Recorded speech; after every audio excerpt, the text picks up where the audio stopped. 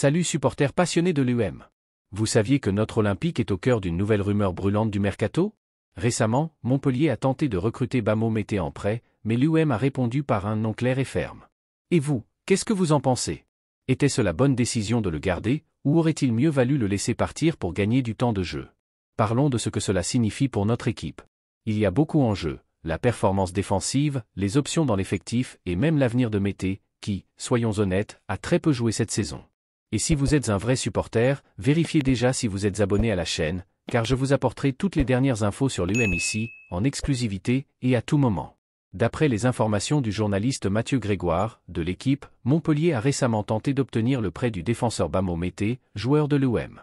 Ce qui n'est pas clair, c'est si cette tentative a eu lieu avant ou après le choix de Nikola Maximovic, mais il est évident que l'objectif était de renforcer l'effectif pour la deuxième partie de la saison. Malheureusement pour Montpellier, rien ne s'est passé comme prévu, et l'affaire est tombée à l'eau. Ce n'est d'ailleurs pas la première fois que Montpellier essuie un refus de l'UM. Avant ça, ils avaient déjà tenté leur chance avec Chancel Mbamba, mais là encore, ils ont reçu un non catégorique. On dirait que l'UM veut vraiment donner une nouvelle chance à Mété, qui, disons-le, traverse une période compliquée.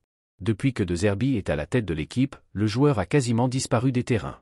Pour vous donner une idée, il n'a joué que 24 minutes depuis le début de la saison.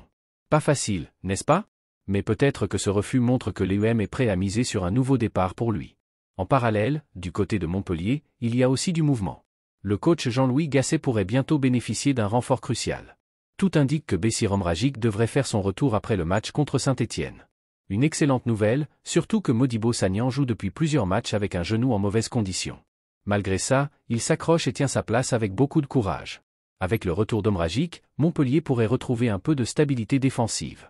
La grande question reste, ces ajustements seront-ils suffisants pour changer le cours des prochaines rencontres? On suivra ça de près.